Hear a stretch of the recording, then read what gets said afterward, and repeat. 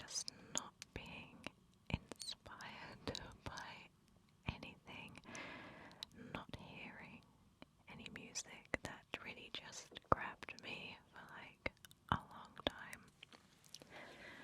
But I actually heard this song on the radio. I think it was like BBC Radio 3. They play some random music, which is amazing because I love anything that's slightly weird. Well, not weird, but I'd say unconventional. For instance, I was driving home one day and they played a song or like an excerpt from like a 16th century stage production, French stage production of this comedy. Like, I had no idea what the play was called, but the music was like really upbeat, comedic, and it was just so funny as well. But I didn't get to my phone in time, obviously, because I was driving. I couldn't Shazam it, so that has been lost to the ether of my forgetfulness.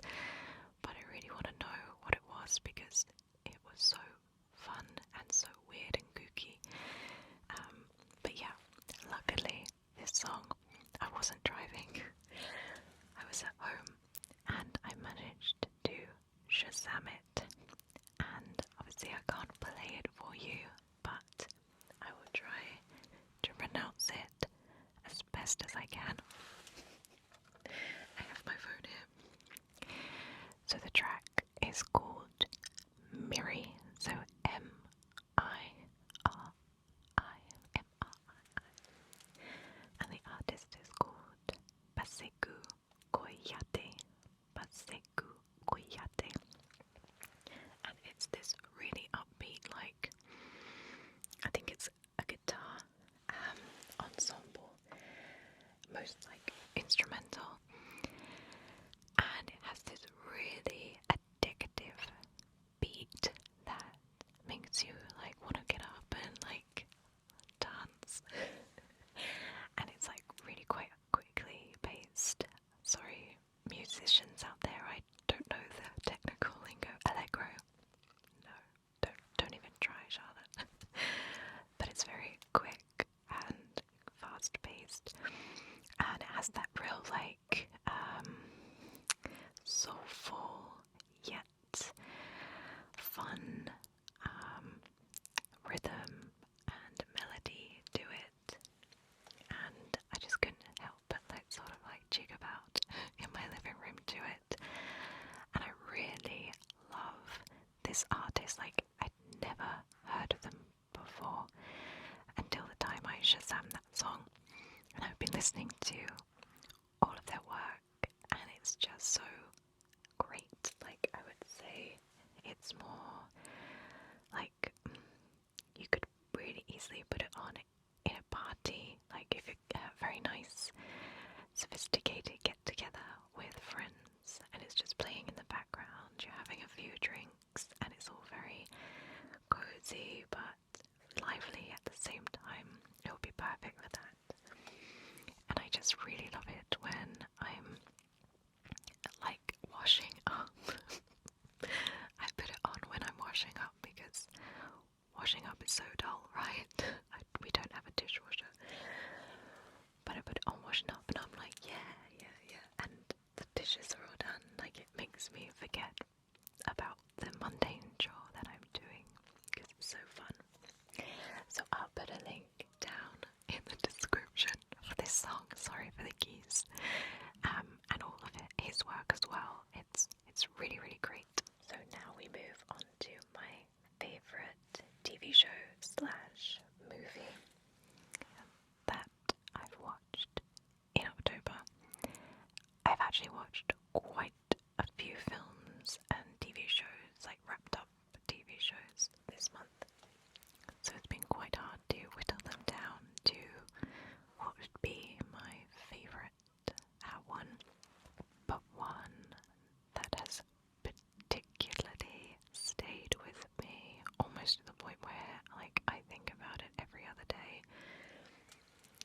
is 13 Lives, directed by Ron Howard, starring Viggo Mortensen and Colin Farrell. Now you can watch this on Amazon Prime, I believe. I was gutted that it wasn't at the cinema because this would have been an amazing cinema experience, but we won't get into that. But 13 Lives tells the story of a young football team in Thailand who gets stuck in this cave system, and the monsoon season comes early, and they're pretty much trapped in this pocket, and they're either going to drown or they're going to run out of oxygen, food, and it doesn't look very good for them. So for weeks, the Navy SEALs come in, the Thai version of the Navy SEALs come in, they try and save these 13 kids, but they are unsuccessful. In flies two guys, just regular guys from the UK, who do diving in close, cramped, claustrophobic caves as a hobby. They fly over and volunteer to save these 13 boys. And oh my actual goodness, if you are claustrophobic even in the slightest, just be aware that this could potentially be a very, very big trigger, because I wouldn't say I'm claustrophobic, but tight spaces, when it's pressing up against you, obviously makes me panic. I think it would make anyone panic. But imagine the smallest, cramp, tightest, tiniest little passage to squeeze through. Now add gallons of water and a huge diving equipment. Oh, it's awful. But the way in which the movie actually brings that to life is just perfect. You honestly feel like you were there. So, that aside, the Viggo Mortensen and Colin Farrell's character devise a plan to try and get these 13 boys out of the cave alive, but bearing in mind that the entrance to the cave, to where the boys are, is a 7.5-hour dive. There, one way, and then back again, the same. So even the most highly trained Navy SEALs struggle, and I won't give it away, but there is a fatality. Well, that's probably giving it away, but I'm not saying who. Anyway, so how on earth do you get 13 young boys with no diving experience, scared, hungry, weak, lack of oxygen? How do you get 13 of them out? So they bring over one of their friends who is a master diver, the same experience as them, but he has a very particular skill set, which they utilize to get all 13 of the kids out. Now, I won't tell you what that is because I had no idea going into it. The methods in which these boys were rescued, but when the penny drops, it almost feels like a horror film. You can't be serious. You're gonna be doing that to get those kids out. And honestly, the dread that I felt watching that and putting myself in the diver's shoes or flippers and the kids' shoes equally was so intense. I've never known a film to actually evoke those emotions in me quite so strongly, and the fact that it's a true story as well just heightened that say I would really, really, really encourage you to watch it. It's a great piece of cinema, even though it wasn't in the cinema. It's a great movie, very, very well made. And what I particularly loved about it was that it didn't, you know, how these true life stories really like go over the top with the action, and they like elaborate all like the tense bits to kind of sell the film. This didn't really do that. It was very straight down the line. It felt like everything that happened on screen happened in real life. They didn't try and pump up the action in any way.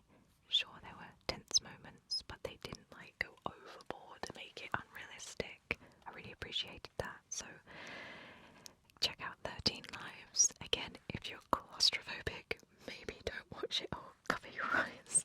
So now we move on to my favorite ASMR artist. And this one is truly, truly special. I feel very honoured that I found her when she only had about 2,000 or 3,000 subscribers, and about 4 videos on her channel. I knew right away that this ASMR artist is special. Her voice is out of this world. The videos that she creates are so nostalgic for me. Like, it's very much the old style ASMR back in 2012, 2013, where you only see the torso and hands of the ASMR artist, and I don't see those very much anymore. And the way in which she just takes her time, doesn't rush, everything she says is very deliberate. Hand movements are very soft and relaxed, and I'm just like, oh, I love this, give me more. So I'm gonna play one of her videos, which is my favourite, and I honestly listen to this about 4 or 5 times a day, maybe more. But honestly, I literally cannot get enough of it. So the video in question is called ASMR Teacher Sounds. Reading papers, whispers, unintelligible whispers, stamping, typing sounds. And I'm going to play a little bit for you now. So let's take a look at the student's introduction.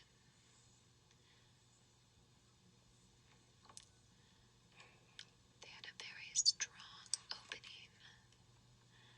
Now we need to take a look at their thesis statement.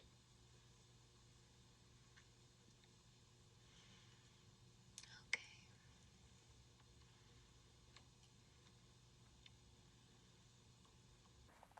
It's just amazing. You know that whispering soft voices like that, I just go nuts over, because when you just hear that voice or a voice similar, I don't know about you guys, but I just start melting and I just start to zone out. It's so relaxing, and she just has a perfect voice for ASMR. And what I love about her videos is that she's just doing mundane things in the video, like marking papers, she's stamping library books, she's doing an impromptu spa roleplay. I just can't get enough, and I am so happy that her channel has taken off. Since I've been listening to her, she's reached 10,000 subscribers, which is amazing. And that video in particular, I think has got 250,000 views on it, which is amazing. So I'm really, really happy for her, and I would really love it if you go and check out White Cat Whispers. You won't be disappointed.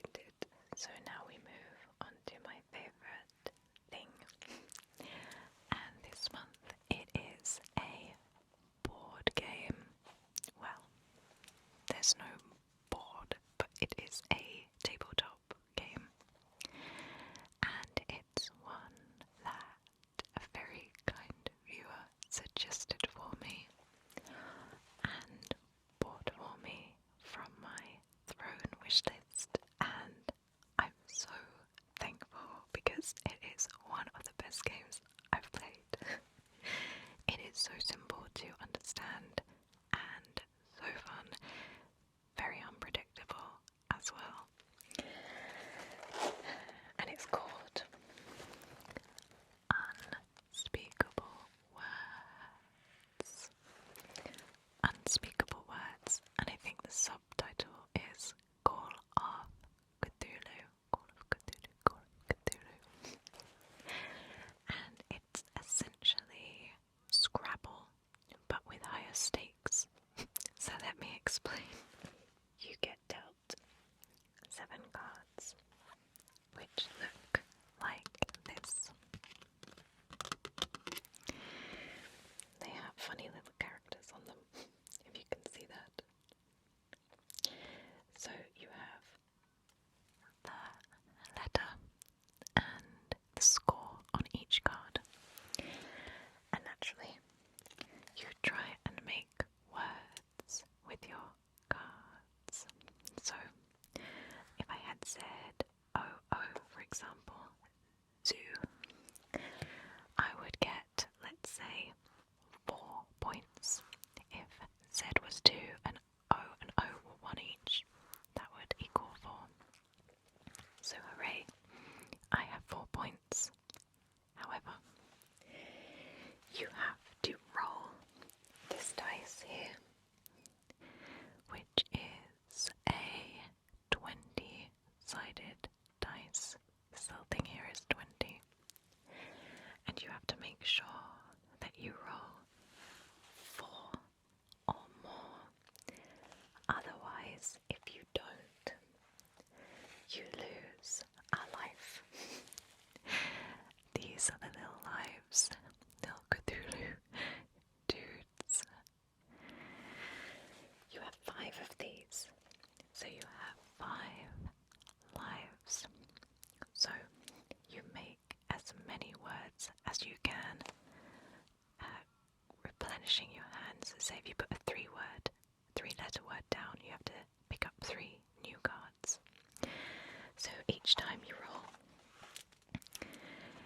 if you win, you don't lose a life, but if you don't, you lose a life. And it's the first person to 100 that wins.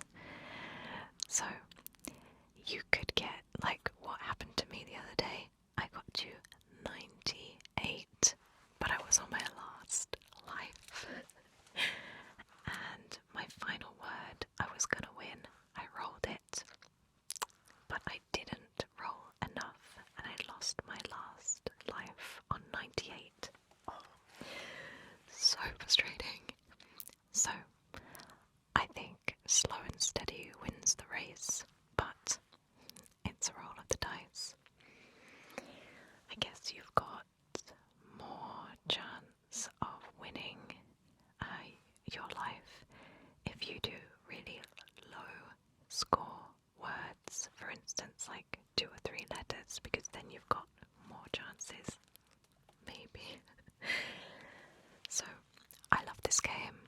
It's also really great to play with kids who aren't great at spelling or like still learning, because you can put down like me or do or zoo or really easy words that the kids can spell, you know. And actually it works to their advantage because, like I say, the smaller the words, the better, or the lower scoring words, because even like small words like it might be like 10. It all depends on what the cards say. So you have to be very crafty. So I love this game. It would be a perfect game for Christmas. Just to play with like as many people. I think it's like as many people. I don't think there's a limit. It came in a huge box, okay, but we decided to put it in this like fabric bag, which which is kind of falling apart, just to save on space. So I think that's quite a handy thing rather than like lugging a huge box around. So that is Unspeakable Words, Call of Cthulhu. So now we move on to my favourite cosmetic, and the smell is like wafting. It's so strong. Oh my goodness, I could sniff this every single day. It's so addictive. This is the Scrub Bee from Lush, and it's a moisturising soap with exfoliation stripes running through it, and it has that signature Lush smell to it. It reminds me of my childhood. Like, I was always in Lush. It's my favourite place. I think it's like honey, bergamot, and shea, I think. And the little exfoliation stripes are almond shell, I believe. So basically what it does is it exfoliates and moisturizes at the same time, which is really, really handy. Now this is my second one because I'm so obsessed with them, and this one was kindly gifted to me again from a very, very nice person from my throne list. So thank you so much if you're watching. So this is essential to my body skincare in the mornings. I don't use it every day because it's very, very moisturizing. So what you do is you get your skin wet and you literally just scrub, scrub, scrub, scrub, scrub, scrub all over your skin, just like a regular shampoo bar. But it leaves your skin feeling soft, soft, soft, like so moisturized. Like, I don't need to use body cream after I use this. But the only thing to watch out for is that it's a bit of a drain clogger because of the high, like, fat content in it. Or like it's a lot of coconut, like oils and shea oils and stuff in it. So I have blocked my bathroom sink hole, but I've unblocked it with some stuff. I think. I think it's worked. We shall see. Anyway, it's really great, and I would say it doesn't last super long. I would say, depending on like how much you need to moisturize, it lasts about 10-15 washes. I use it quite liberally, and I really, really go for it, and I moisturize just as much as I can reach, just make sure it's all lovely and worked in. So I imagine this will probably last me up to Christmas, and then I will be asking for another one for Christmas. But the smell, oh my god. You smell so good when you come out the shower, because the like moisturizer sits on your skin and all the fragrance sits there too, and everyone's like, someone smells a blush. And I'm like, it's me. So really good for stocking fillers as well for Christmas, because they're just so cute and titty, and they come in the shape of a bee. You can't see that it's a bee because I've scrubbed his face away, but it's very, very cute and suitable for most skin types as well.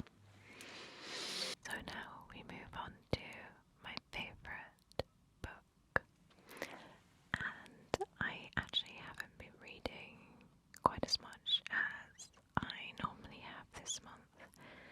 I've actually just been editing so much in the evenings just to kind of get ahead of myself before Christmas. I know we're only in October, but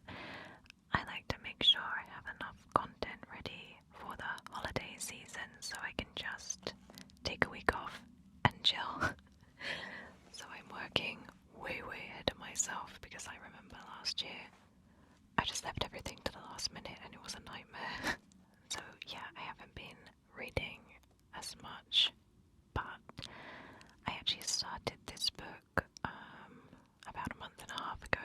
I finally finished it like literally a few days ago, so perfect timing for this video.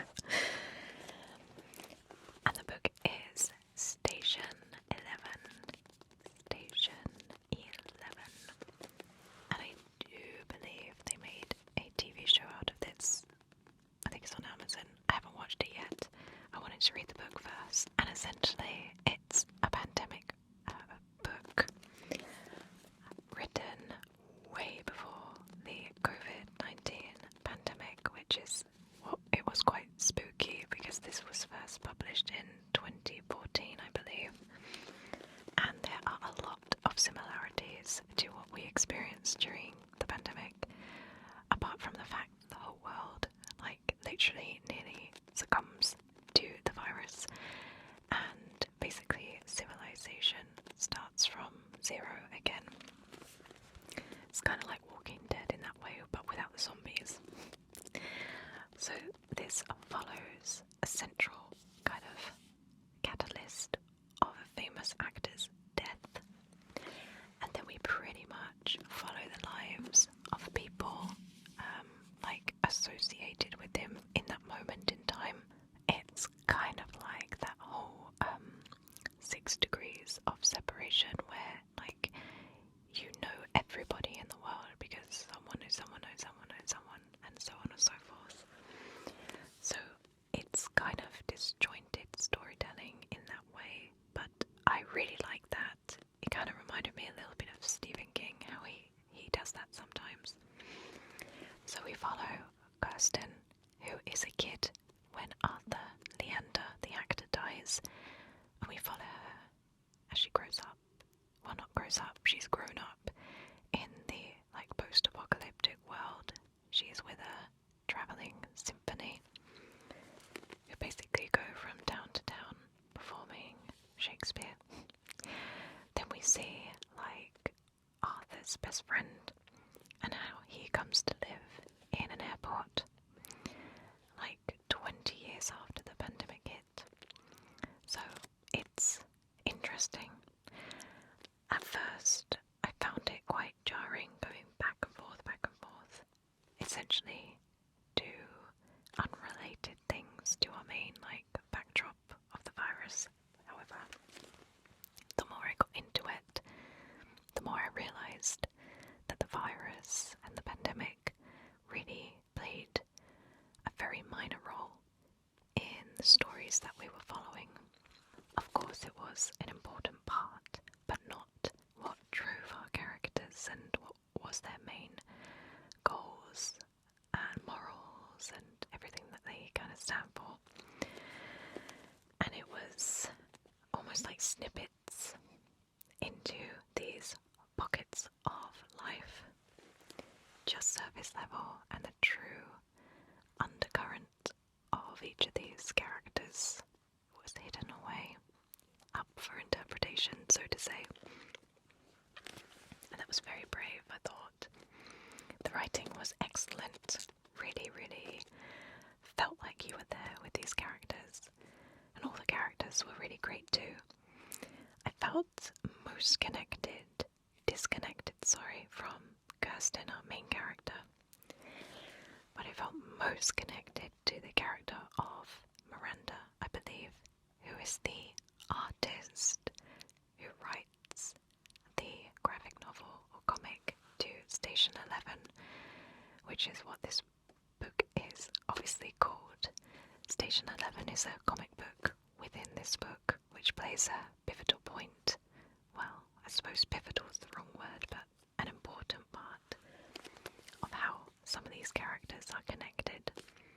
So I thought that was really interesting too, and I really want to see a Station 11 comic book now. I really want to read it. I don't know if they have done that for this, I'll have to have a look, but Station 11, really great book. And let me know if you've seen the TV show or read this book. I'd like to know how they kind of stack up against each other. So that brings us to